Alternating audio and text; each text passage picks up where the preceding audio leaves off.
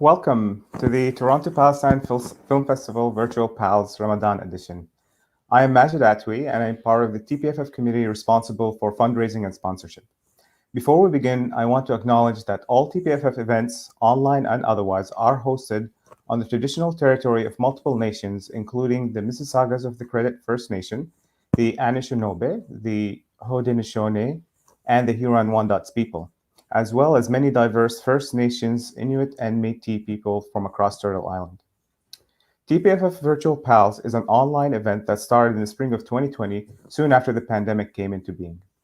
Its aim was, and still is, to provide a platform to showcase and highlight Palestinian cinema, art, and cuisine to audiences in the Greater Toronto Area and beyond. It is our way of contributing and giving back to the wonderful artists and our community. Given the impact this pandemic has had on small businesses in our community, this year we are also introducing Sahtain at Home Ramadan edition. As you plan your dinner or iftar, we have curated a collection of local community restaurants, such as Paramount Fine Foods and Flaming Stove, who have put together special menus and and offers for our TPFF community. To learn more and to place your orders, please visit the links below. TPFF, just like many organizations, has not come unscathed from these hard times. It is important that we continue the work of keeping Palestinian cinema, art, and culture a beacon in our community and the world for the 14th year. And so I am asking you to support us by contributing to our fundraiser today with any amount you can, big or small. To do so, simply visit the links below. TPFF is a completely volunteer-run nonprofit organization, so 100% of the donations go directly to operating our 14th annual TPFF events on September 22nd to 26th. Before jumping to today's event, I would like to remind you that we are hosting another special Virtual Pals event next week on May 1st, a cooking demo and conversation with Chef Costa Warwar from Flaming Stove and Chef Faris Awad from Ecstatic. Also, make sure to join our 14th annual TPFF Nekbek commemoration film and discussion on May 15th and 16th. So please do save the dates and visit tpff.ca for more details. And to our today's event. Traditionally, Palestinians spent their Ramadan evenings gathered around the fire and in cafes listening to stories. To honor this long-standing tradition, today we are proud to be hosting the storytelling session Birds of Palestine with Sarah Abusarar and Fidaa Ataya. Fidaa, who is joining us live from Kafr Ne'ma village next to Ramallah, Palestine, is a traditional storyteller, puppeteer, drama and education specialist, and actress. Sarah, who is joining us from Toronto, comes from a long line of storytellers on her parental side and is an expressive artist, art therapist, and storyteller. Throughout this session, we welcome your comments and questions in the chat window, and we will try and get to answer as many questions as we can closer to the end of the session. Today's event is co-presented with our friends Storytellers of Canada, the International Fairytale Festival, and MENA Film Festival. Please make sure to check out their website. And now I would like to welcome Fidaa and Sarah. And here we go. Hi, welcome. Fidaa, Sarah, welcome, and thank you for joining us. I just want to make sure that you're not muted. Yeah, thank you. Wonderful. Thank you for inviting us. Wonderful. Well, Sarah, I will leave the floor to you, and I'm looking forward to the event. Thank you so much. My brother and I were like a hard-boiled egg. He was the outside of the egg, and I was the inside of the egg. My brother and I hated hard-boiled eggs, and my mother insisted on making us hard-boiled eggs for dinner. Well, I liked the inside of the egg, and my brother liked the outside. And so, when our mother wasn't looking, we hid underneath the table, and I gave my brother my white part of the egg, and he gave me his yellow part of the egg. And together, my brother and I could eat an entire egg.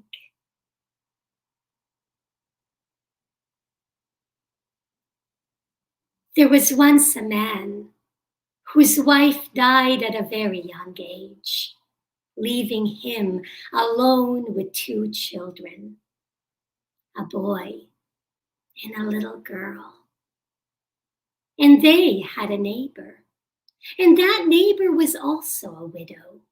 And she was always keeping at those children, putting ideas inside of their heads. Say, doesn't your father plan on getting remarried? I know. No, he doesn't.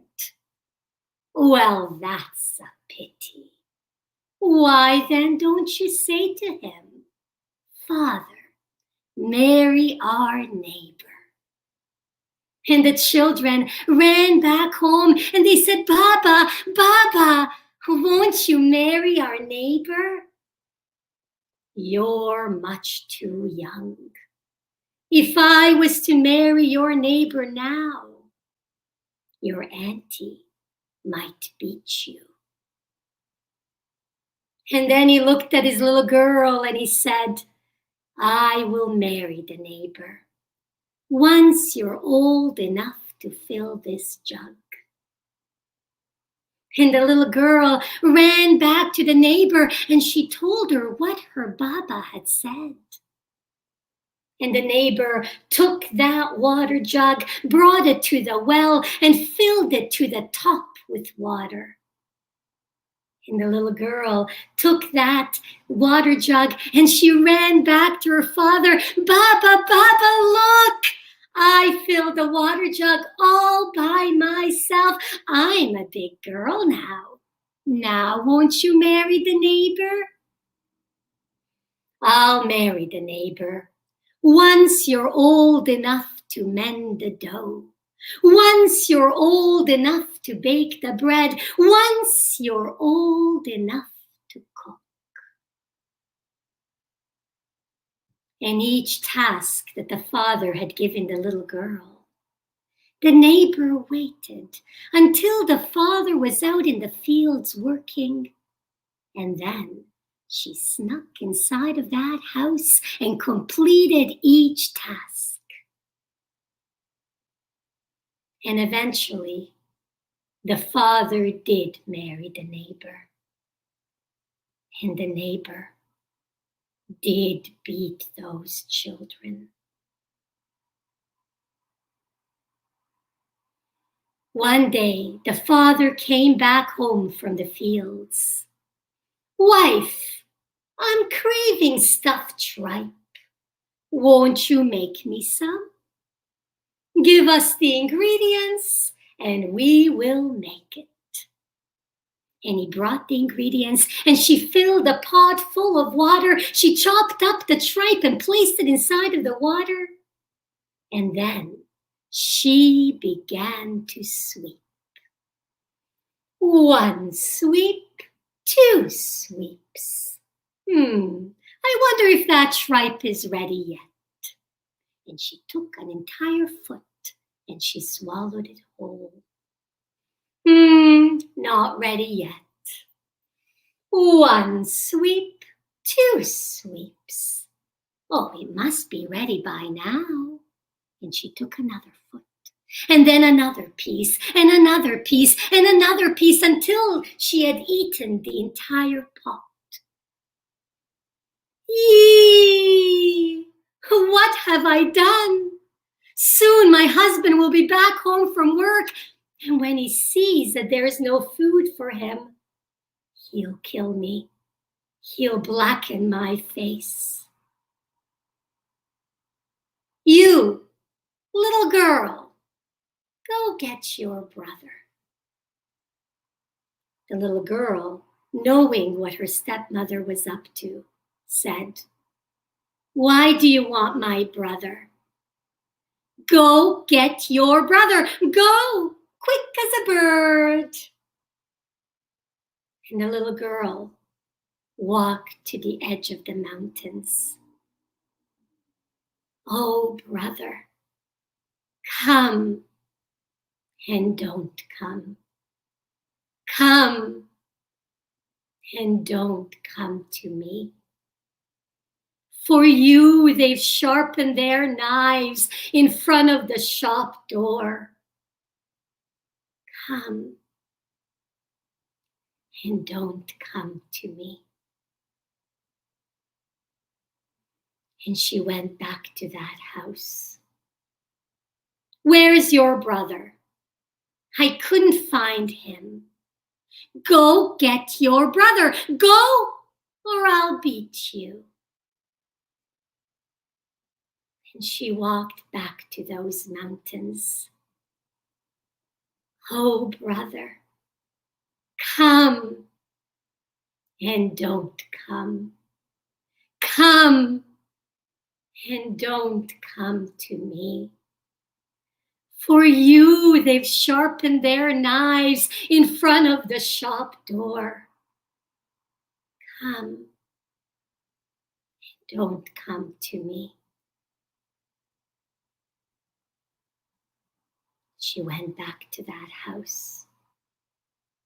Didn't I tell you to go get your brother?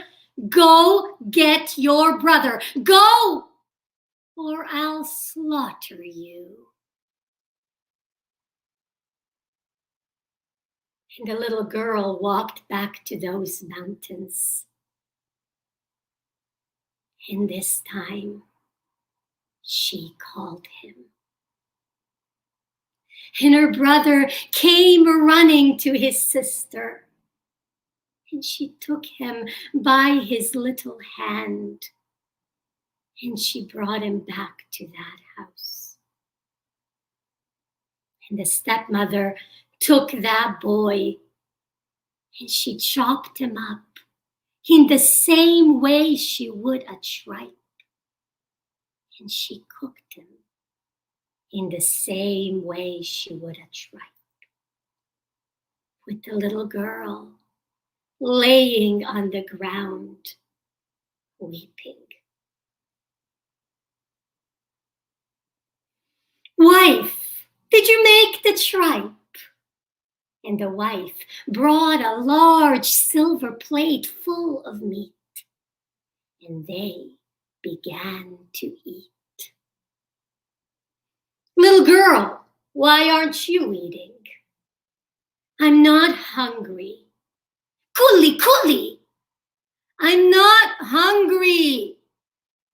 Leave her alone. She has been in the kitchen all day picking at that food.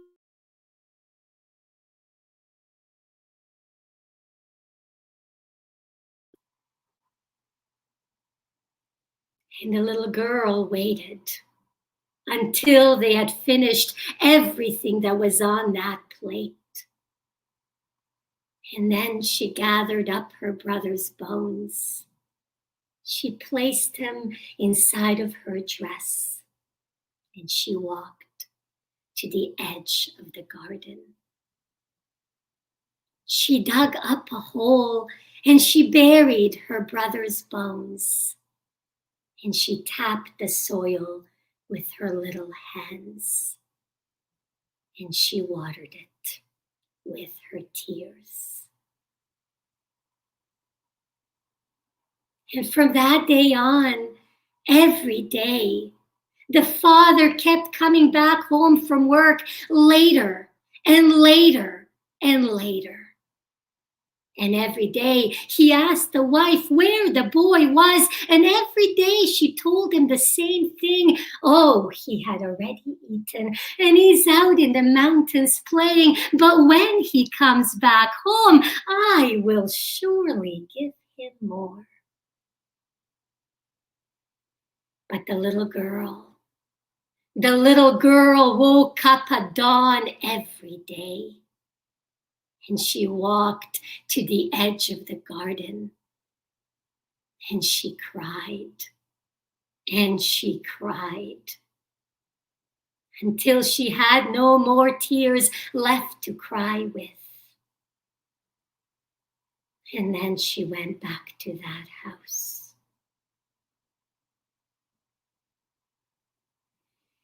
And one day, there was a wedding in the neighborhood. And all the little girls and all the little boys and the stepmother and the father and everybody went. But the little girl, she did not go. I will stay behind, and I will dig up my brother's bones, and I will look at them one last time. And she walked to that very spot where she had dug up her brother's bones, only there were no bones there. Instead, she found an urn of stone. She opened it, and inside, something green fluttered. And then it hopped out. It was a little green bird. And it opened up its wings, and it flew up, up, up, up, up into the air. And the higher it flew, the wider its wings became. And underneath where that bird once was, the little girl found that oversized silver necklace and oversized silver earrings and an embroidered dress just her size. And she put on that large necklace, and she put on those large earrings, and she put on that small embroidered dress just her size. And she put on a smile. And she walked towards that wedding. And when she arrived, the music stopped. And everybody looked at the little girl.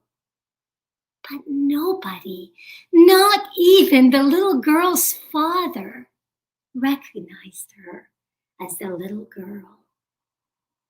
And the large green bird flew behind her, and he began to circle around the bride's head, and it began to sing softly, softly, and then just a little bit louder. I am the green bird who grazes this gathering. My stepmother slaughtered me, and my father devoured me. Only my kind sister, may Allah shower her with mercy, gathered up her bones and buried her in an urn of stone. Da da da da da da da da da da da. Look, it's a speaking bird. Speak, bird, speak again. How beautiful are your words. I will speak when that woman over there opens her mouth. And the stepmother opened her mouth like this. And pins and needles came flying from the sky, and she fell to the ground like this.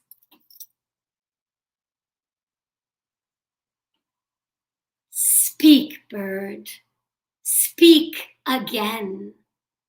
how beautiful are your words.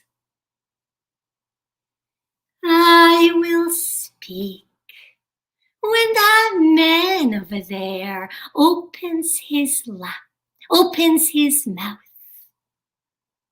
And the father opened up his mouth like this. And pins and needles came flying from the sky, and he fell to the ground like this. Speak, bird, speak again. How beautiful are your words. I will speak when that little girl over there opens her lap. And the little girl opened up her lap like this. And the gigantic bird landed upon her lap. And she kissed it like this. And the bird turned back into her brother as he was before. And the little girl took her brother by the hand, and she rushed them back to that home where they spent the rest of their days living alone, free from the burdens of the adults.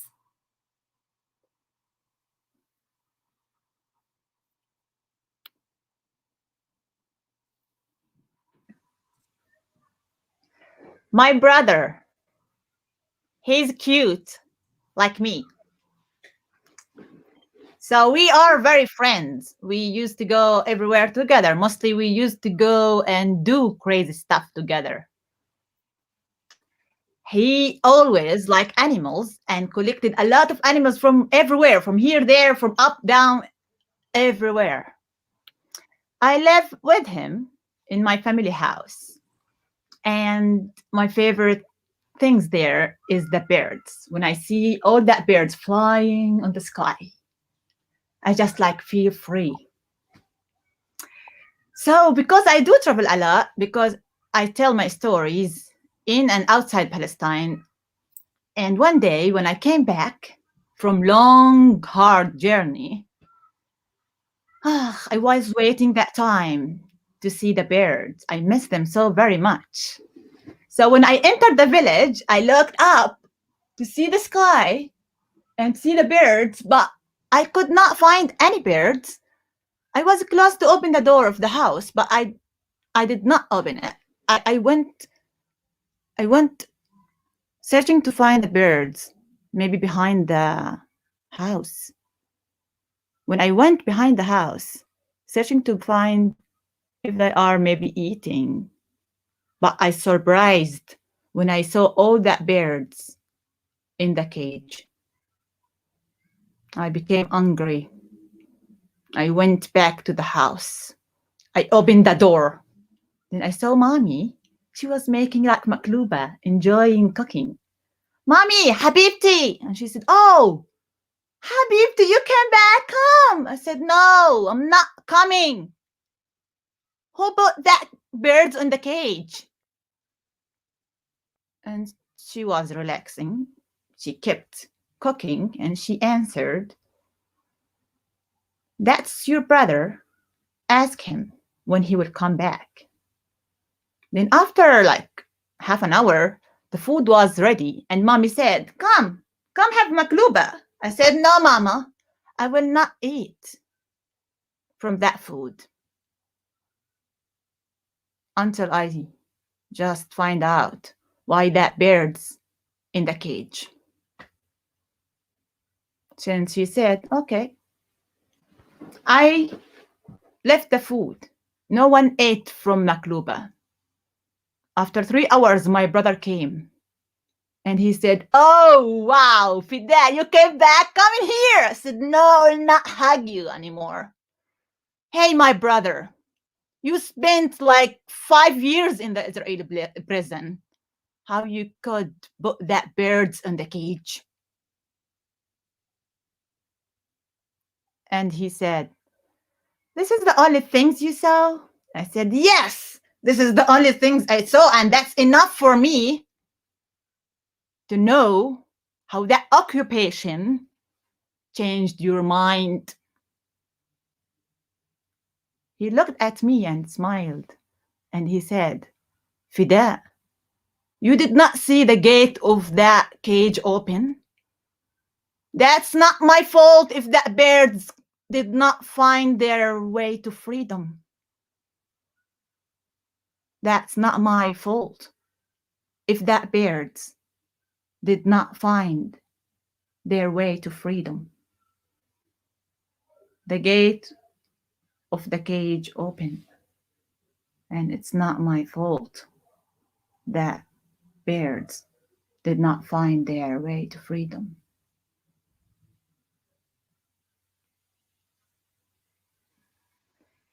We shall overcome one day.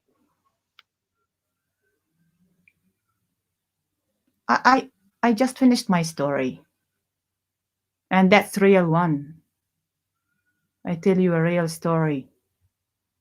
Now we go zoom into Sarah Abusarar. We shall overcome. We shall overcome. We shall overcome someday.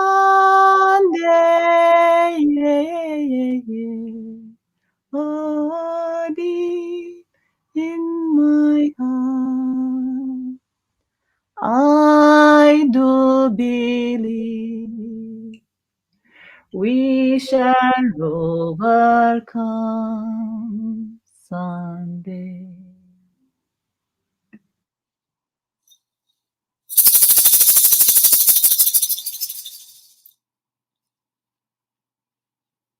Once there was a birdman, and he set his net down, and then he hid behind a tree.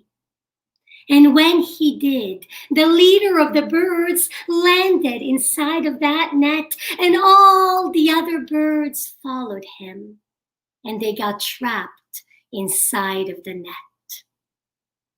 They began to flail their wings back and forth and back and forth and back and forth. But the leader of the birds said, no, don't flail your wings. Flap your wings in unison. Only together can we get out of this net. And the birds began to flap their wings in unison, and the entire net began to fly with them up, up, up, up into the blue sky. And the leader of the birds said to them, I have a friend who's a rat. He will surely be able to get us out of this net. And they landed down by a tree. And the rat crept up behind them. How did you get yourself in such a predicament? It was our destiny to be stuck inside of this net. Oh, but it wasn't your destiny to be stuck in this net.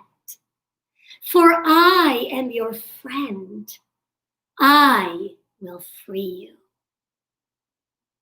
And the leader of the rats began to gnaw at the part of the net where his friend, the leader of the birds, stood. But the leader of the birds said, no, free the other birds first, and free me last. But the leader of the rats could not take that. He continued to gnaw at the part of the net where his friend, the leader of the birds, stood. But the leader of the birds repeated himself. No, free the other birds first, and free me last. But how could you say that? Don't you value your freedom? Yes, I value my freedom. But you are my friend, and I know that if you were to free me first, you might get too tired to free the other birds.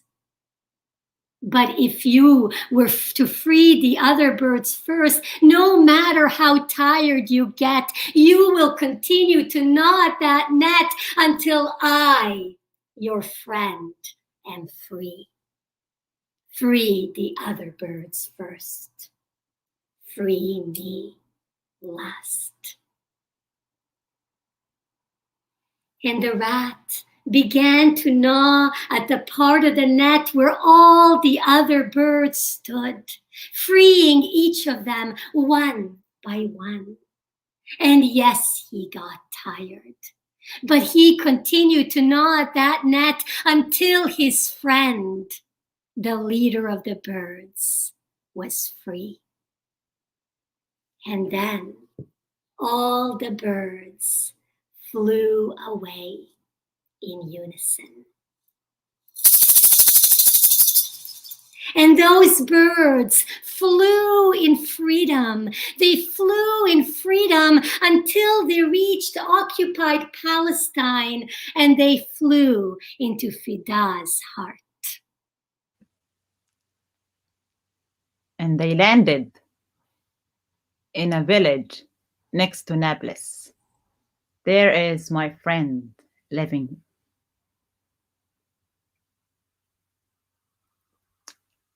He told me that story. Like a couple of years after, I noticed that he died. He said when I was a child, I used to live with my mommy and daddy in a very beautiful house, full of trees around, a lot of animals, like very quiet, soft, windy, hot, cold, all that feeling everywhere in the top of hell. He said, I used to take care of the birds. I used to feed them. I used to go upstairs on the top of the roof and brought the food to the birds. They used to give me like some breathing so I could play music. He said one day, me and my mommy were very busy. Mom, what's going on? Can you hear something? And she said, yes, I hear, just kind of like humming stuff. And he said, oh, is that close to here? And she said, I don't know. Where is that? But it seems around in here. While they are chatting together, wondering what that sound is about, then they notice a man came from far. He was running, sweating, like breathing, like saying, hey, hey, hey, can you hear me? And they said, oh, what's wrong with you? What you want? And he said, your daddy, where's your mommy? And my friend said, here's my mommy. What about my daddy? Where's my daddy? And he said, your daddy, he left to Jordan right now. And he's asking you and your mom to follow him as soon as possible now. So hear the bombing. The Israeli soldiers around everywhere. They are entering the village. Maybe you will die here, or you decide to follow him and leave. I have to run right now because also my family is there. And the man in second escape. My friend and his mommy looked to each other and they did not think a lot. They have to save their life. So they did not take anything. They took their close on top of them, and I just walked. But my friend stopped, and he looked, and he said, "Mommy, I cannot leave that birds. I love my birds, or I stay here. You go with my daddy. I cannot follow you. I am not going. I want to stay here." And the mother said, "Okay, give the food for the birds." And my friend went and he gave the food for the birds, and all the birds came. And she said, "Yalla, catch that bird, give it to me." "Oh, mommy, what? Catch that bird." And he catch that bird, and the mama fixed. And she said, "Oh, she's a female, free here. Catch another one. Male, inside the cage. Female, free. Male, inside the cage. And all female out, all male inside the cage." And I did not have, my friend said, I did not have any time to ask my mom what she's doing, what she's freeing that girls and making that boys inside the cage. I don't want to have like boys with me, leaving the girls behind. I did not ask mommy anything. We had no time because the sound just become close and close and closer. So we just like took that male of the birds and inside the cage, and we left running. We arrived at the bridge which connected Palestine to Jordan. And there was an Israeli checkpoint, and the soldiers stopped us. The soldiers start to look. One of them came close and he said, "What are you going to do with that birds in the cage? Are you crazy? You want that birds with you to travel to Jordan? Hey, women, are you crazy?" And she said, "I want that birds, and it's not your business." My friend said that they arrived at the new house, and his mommy said, "Listen, feed that birds, then free them."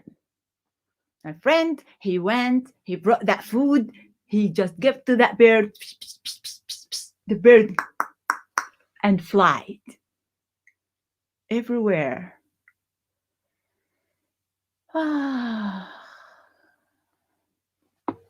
With the sunset, my friend, he went, he brought in new food, he went upstairs, he was watching the birds to come,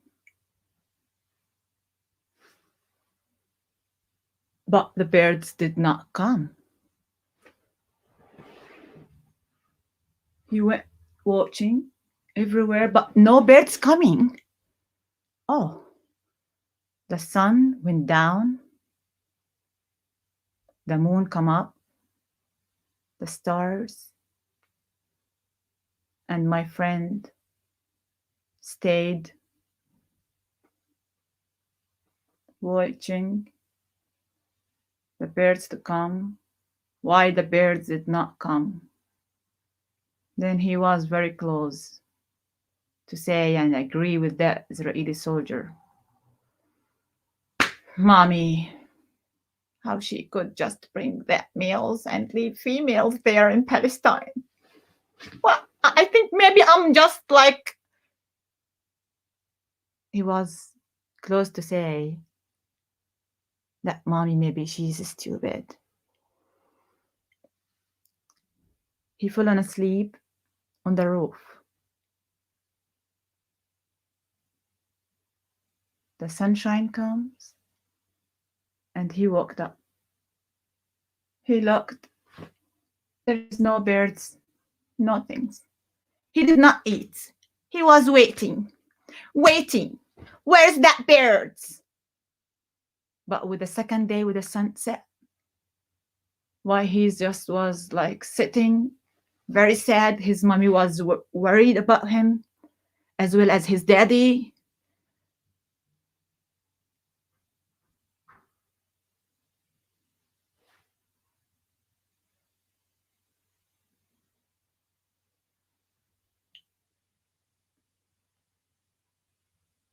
The birds! The birds! Mommy! Mommy! Bobby! The birds! And he saw all the birds coming, flying from the west to here. And he said, Mommy! Bobby! Yes, here the birds came! The birds! The birds! And he noticed that the birds, not only the male birds came, plus the female. And he said, Mama, look, the male and female. And she said, yes, the male went to bring the female. I know that. That was the secret when the soldier said that she's stupid. Now tell me, my boy, who's the stupid?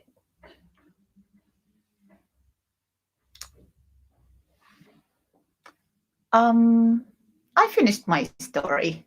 And that's real one, to be honest. Oh, I finished my story. Let's zoom into Sarah.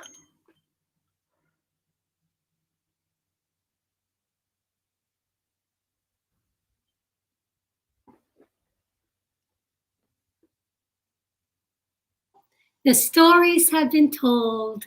The bird, it has flown. وطار الطير والله يمسيكم بالخير.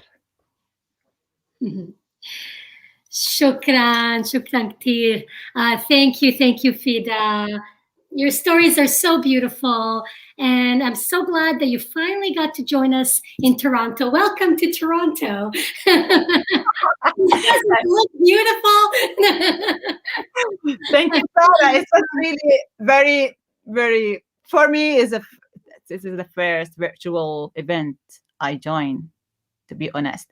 And it's like I close to like it a little bit, but who knows? Thank you so much. I liked your story. It's completely different and virtual. It's hard for all of us storytellers because storytelling is all about improvising, engaging the audience, changing your stories, and here we can see our audience, and so you can't exchange that energy. So it's difficult for all of us, but we're trying. I'm so happy to have worked with you finally, Fidaa. Fidaa and I have been trying to work together for the last 7 years. 7 years ago, my grandmother died and I was in Palestine, and Fidaa was near my village with the Freedom Bus. And we had emailed each other to meet up with each other. But my grandmother died, things got very busy. Then I ended up, because I was writing my thesis for my master's, ended up in Al Fawa refugee camp, doing some expressive art therapy with the kids there and doing some work there. And in the end, I didn't end up meeting up with Fidaa at all. And so we stayed in touch, but years passed. And then Mariella Bertelli, who is a storyteller from Toronto and a good friend of mine, was in Sharjah at the same international festival as Fidaa. And there's a festival, it's organized by Paula Bilby, who's an Italian storyteller, who organizes a festival in Sharjah and she invites Arab tellers and Palestinian tellers like Fidaa. And Fidaa was telling Mariella that she had created a film. And Mariella, when she got back, told me that I met a Palestinian storyteller named Fidaa, and I was like, I know Fidaa. I was supposed to meet her 7 years ago, or then it was 4 years ago. And she said, well, she has this film. Could you pass it on to the Palestine Film Festival? And so still we couldn't work together. COVID started. I was supposed to be in Palestine again. We were supposed to see each other again. COVID started. I couldn't travel. But we're working together right now. We work together finally, and hopefully this is going to be, this is going to happen again, and hopefully in person. So we're going to open things up to questions and answers. But first, I'd like to ask Fidaa some questions before we open up to the audience. And I'd like to know how you became a storyteller.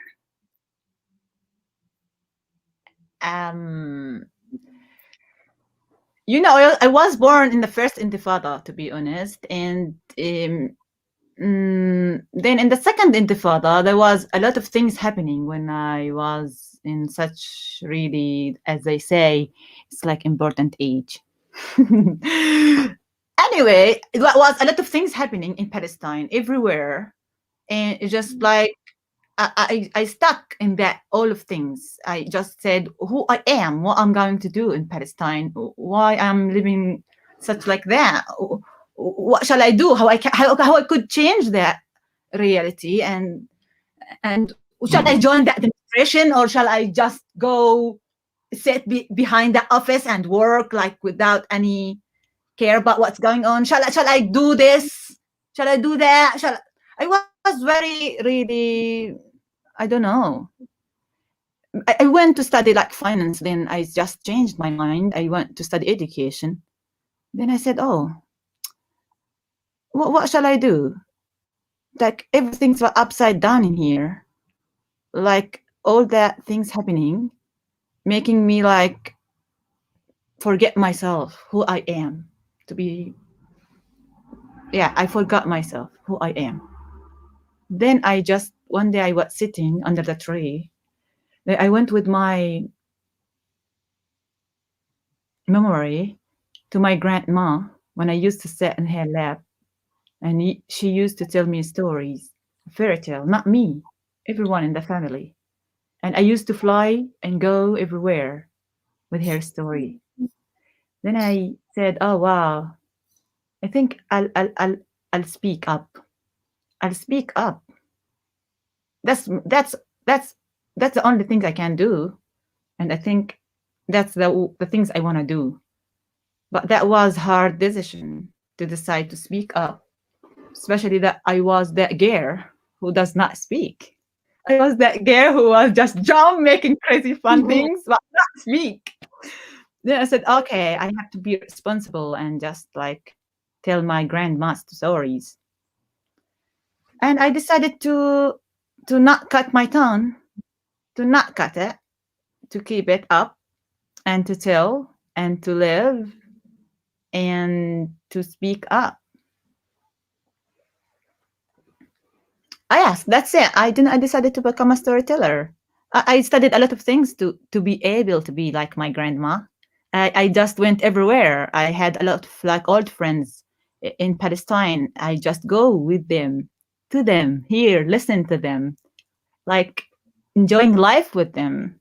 They are very wise, and I just really spent like 15 years until now to just discover that world, to discover how I could tell that stories, how I could just be and not only being, like be. Then I flied with that stories as that bear. And I think that's really important, Sarah, because the birds have no passport, and the birds like passing the borders, as I think also the story has no passport, and the stories can pass the borders. And I think that's the strength to be a storyteller, especially being Palestinian. I am not going to act out what's Palestine. I'm Palestinian, I live in Palestine. I have been through some stories. The stories I have been telling right now is just, it's about real stories from people I know. And this is what make us like survive or exist as Palestinians, is our stories right now, because we are losing our land minute by minute, day by day. So maybe with our stories we can exist. Who knows? And what about you, Sarah? How you become a storyteller? Oh, I thought maybe you'd ask. Well, I used to do theater a long time ago. And so then I found at that time, at least, there was a lot of, I thought there was quite a bit of racism towards Palestinians within that scene. Even in theater school, I was bullied by my film teacher, who was a Zionist, and he would make me cry. Every single class, he'd make me cry before he'd record me over things that he would say, well, Palestine, and I was only 18 years old. How much really did I know about politics at that time too? So I actually quit theater school altogether, started acting without the schooling, and then I realized, you know what? Real life is a lot more dramatic than theater. So I went into social work. And I became a social worker. For many years, I was doing social work and not doing any theater. Well, I was also an activist since I was 16. So I would do some popular theater at protests. But other than that, I wasn't doing much art. And an artist can't really live without their art. So about 10 years passed, and I started missing the arts so much. And I ended up going back to school for a master's degree in expressive art therapy. And there I took a course in storytelling, and I fell in love with it. And when I came back to Toronto, I looked for a storytelling community, and I found the most wonderful, beautiful storytelling community in my city. And I continued storytelling. Now, 2 years or 3 years passed, and I was working on a collection of my father's childhood stories. He was born in 1948, and the stories were about his childhood, about the early refugees, and about the Jordanian occupation. And I was working on these stories with my father. And my father stopped, and he looked at me, and he said, "It's so strange that you became a storyteller." And I said, "Well, what's strange about that? I was doing theater before. The two are connected." He said, No. It's strange that you became a storyteller because your grandmother, Sarah, who you were named after, was a storyteller. Your great-grandmother was the best storyteller in the village. Your great-great-great-grandmother was a storyteller. You come from a long tradition of women storytellers in the village. And no, none of my sisters took it on. And none of my cousins took it on. And he said, and there you are in diaspora, taking on this tradition that we've left behind for 2 generations. And because when the occupation started, when you steal someone's land, you just don't just steal their land, you steal their culture, you deprive them of their voices. How do you tell stories when you've got no land to be rooted on? And so the villages stopped their tradition. And now we have Fidaa, and we have Abed, and we have many other storytellers in Palestine who are reviving this tradition and adding more to it. And when my father told me this, I said to myself, whether I'm a good storyteller, whether I'm a bad storyteller, whether there is such a thing as good or bad storyteller, I need to tell these stories because it's in my blood. And I need to continue this tradition that was within my family and within all the villages of Palestine. And that's my responsibility. So I've been telling not just stories, but Palestinian stories now for almost 10 years as a result to that conversation I had with my father. Now that I mentioned the Hakawatiyas, basically what Fidaa likes to talk about, the Hakawatiyas, he was a Hakawati before, but Fidaa coined this. And I would like you, Fidaa, well, not coined this, but you claimed it. You claimed it. I'd like, Fidaa, if you could share that little story that I love so much about the Hakawatis and Hakawatiyas. Okay, Sarah. It's very, very natural, easy story. You know, in our culture, we used to have old women who used to sit indoor and tell us a fairy tale stories, traditional stories for everyone in the family, all members, like kids, babies, girls, boys, adults, like old people. Like you could just see one old woman like in a circle with a lot of like the big family, you know. And she used to tell them like fiction stories, fairy tale, and fly with them, and like my experience, you know. and your experience, your daddy experience. But beside that, we used to have a man storyteller who used to read the stories from a book, and who used to read and tell stories about heroes and war. And he used to tell that in the cafes or in al-'Alliya, where all men gather together and sit. He used to earn money from that. So history counted him as a professional storyteller. But if we back to that old woman, they did not count her like a professional storyteller. They did not call her Hakawati. The Hakawati, he is the man, he is the profession. But they called her Hussein, Ilyas, the mother of Sarah, the mother of Majid. It's just like, but they did not call her Hakawatiya. But I am Fidaa, and I am Hakawatiya from Palestine. And you? I'm Sarah, and I'm a Hakawatiya from Palestine and Toronto, and Croatia too.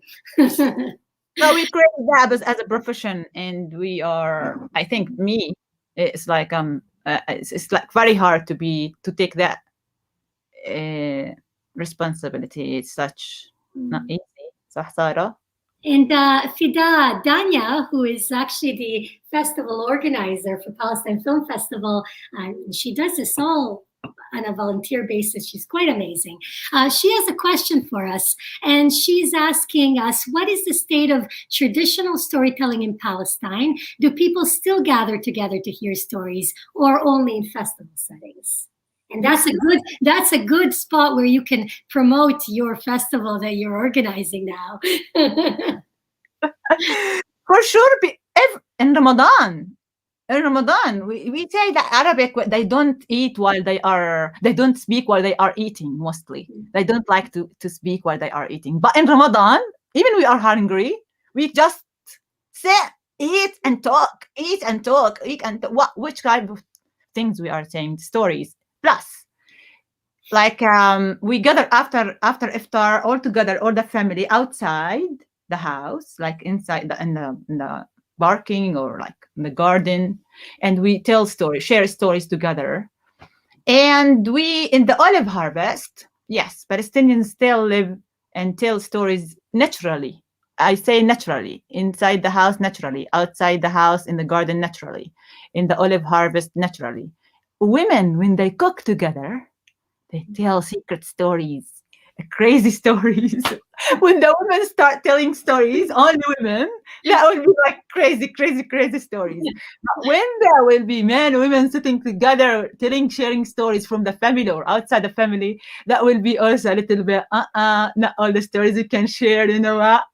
And when they are like making bread, in our tradition, when women were making like very, very traditional bread with that taboon, they call it, and it's like that. And plus the festivals we have in Palestine.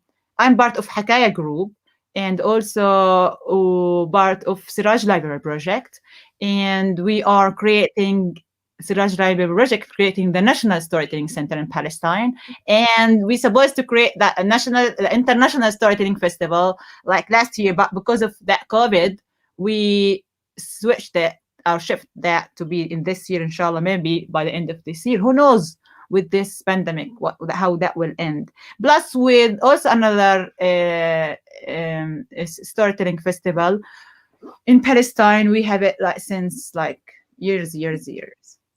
And we don't want to forget, I'm not speaking about inside Palestine also, we have a lot of storytelling festivals, which is like match with Palestine, where's the Palestinian refugees in Syria, Lebanon, and Jordan. صح Sarah? صح. And naturally, because we have that town, no one can stop talking. We have that habits everywhere in Palestine. Shukran, Fidaa. And why do you tell traditional stories, Fidaa? I think I will ask you that question, Sarah. You'll ask me that question? Yes, because today I told real stories and you told traditional stories. Okay, then I'll answer that question. I love tradition. I tell both actually, but traditional is my favorite. For in terms of Palestinian stories, I tell these traditional stories in order to preserve our culture. A lot of these stories have started to be forgotten.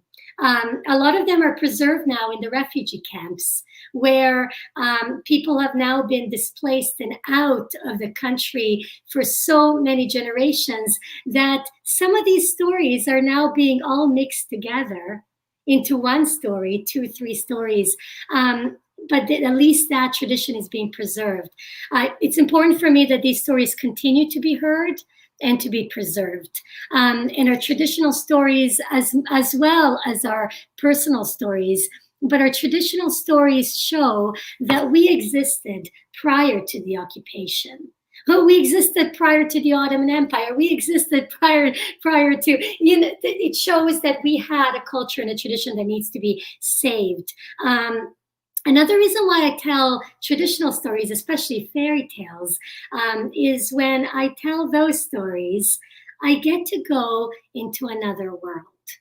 I get to leave this world and all the pains and the scars of it and go into a different reality. And when we go into a different reality and we take a break from our own, that's when we get our answers. That's where we're able to explore something new that we can, after the story, bring back to the lived reality, because there are 2 realities. There's the reality that we live in, there's the imagination reality. We can bring it back, and maybe with that, we can add to any kind of social change.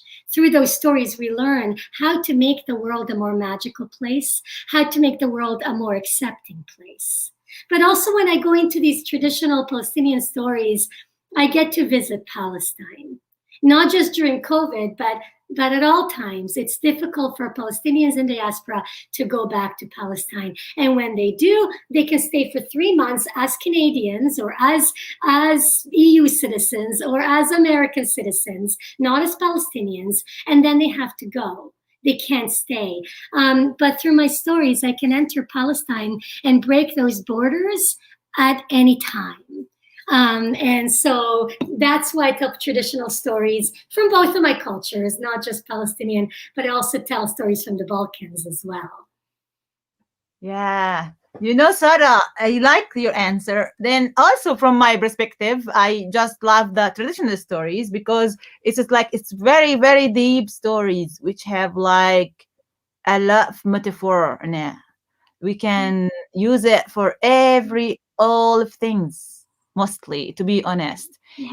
And as you are a storyteller, and I'm a storyteller, and many people maybe in the audience are storyteller, they can tell that story based on what they believe in, and they can direct the story in what they believe.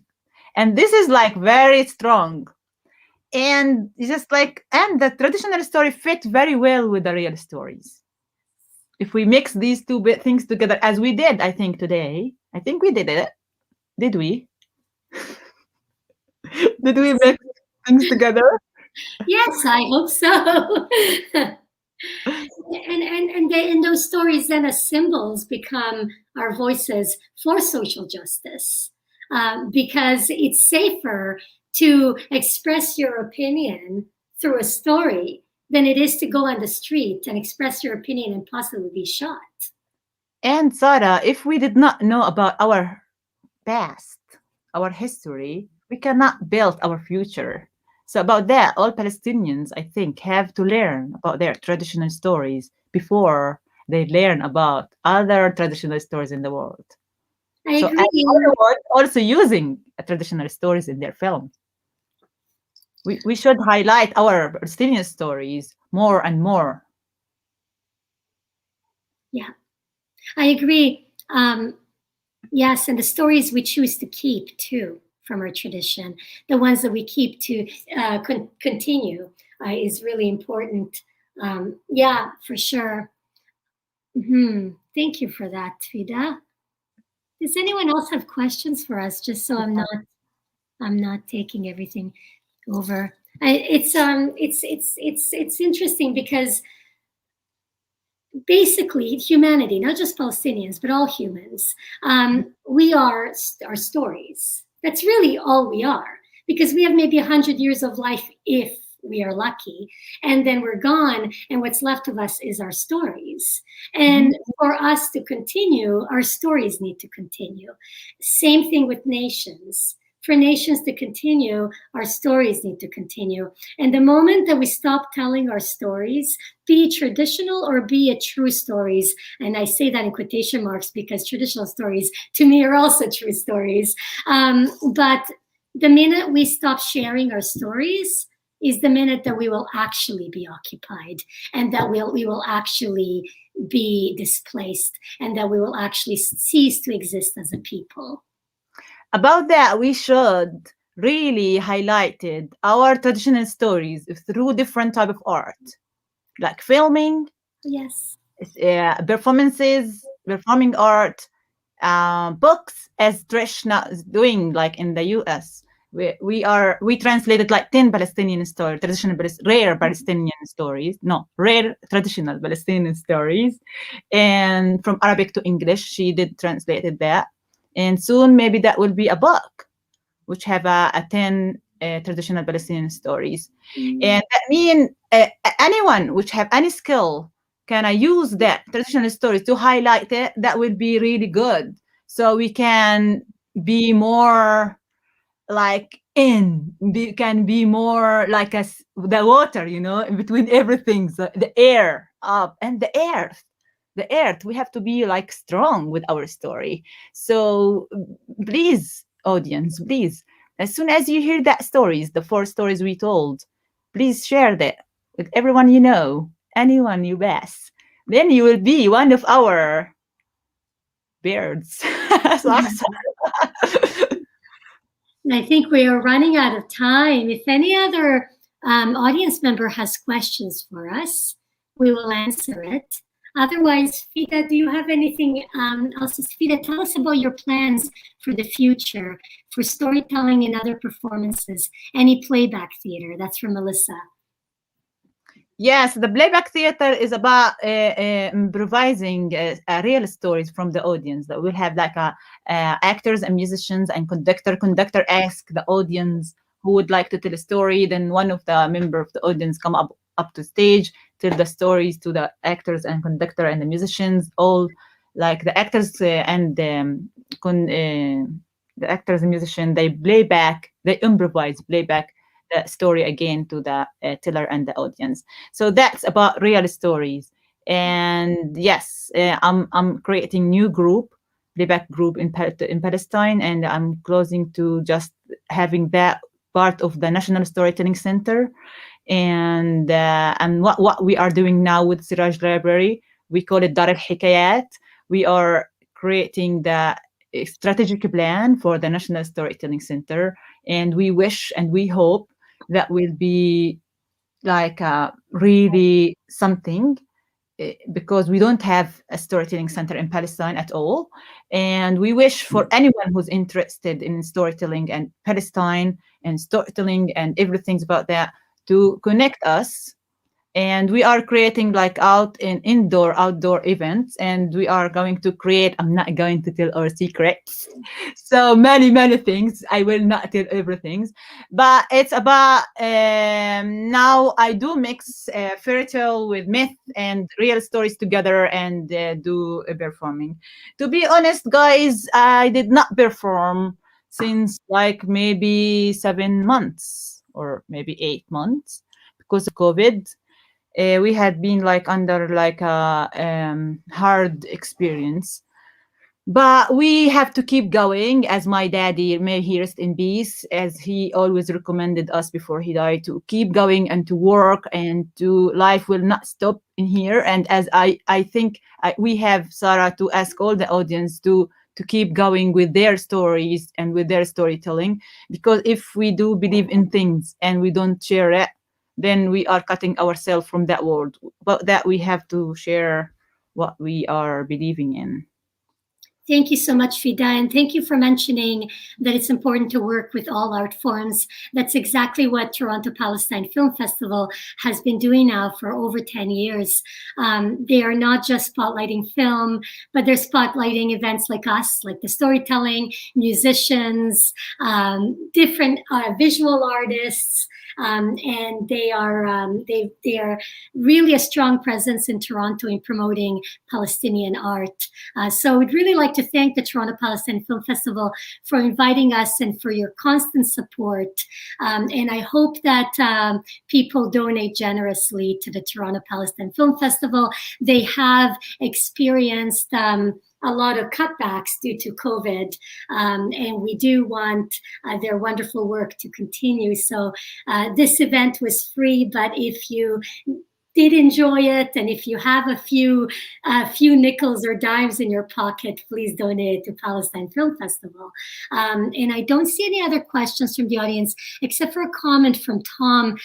Tom, unfortunately, we're this time around not talking about politics alone, but politics through the arts. So I'm not going to really get into that question. I would like to say that my family is actually from Hebron, and they have been there for over 1,000 years, actually for over 1,500 years. And so what you have written, I do have a lot to say on it, but this wouldn't be the right platform. So maybe you can add me and we can talk about that in private. Thank you, Fidaa, so much. It is past midnight. It's past 1 a.m. in Palestine, and Fidaa has joined us. The situation in Palestine has been horrific the last few days, especially in Jerusalem, and Fidaa has been going back and forth trying to help communities that needed help in the last few days. It has been a really stressful and tiring few days for Fidaa, and yet she still joined us. And like she said, she hasn't been doing too many events in the last few months, but she said yes to us. Thank you for your beautiful stories, and thank you for everything that you do. You are such an inspiration to me and to many other Palestinians and other storytellers. Your stories were absolutely beautiful, and I will keep following your work. Oh, thank you, Sarah, so very much for that invitation, and thank you for your support during that hard time I have been living, maybe still living in that really time. I would like also to thank Naji and Majid for their work together with us. It's just such, I thank you, because you was thinking that we have to do something together, as I was thinking the same since 7 years, and we make it today. So thank you for the festival things, and inshallah. Me what I like about traditional stories, it's that with stories you hear each other's voices and you start to understand each other and know each other deeper than you can in any other way. And I feel just in the last week that we have been working together on this, we organized this event in just 1 week. And in this 1 week that we've been working together, I feel like I really know you so well. I feel like I've known you my whole life. And I feel like I've made a friend for life. And I'm really grateful for that. Habibti. And I also thank all my friends everywhere who just joining there.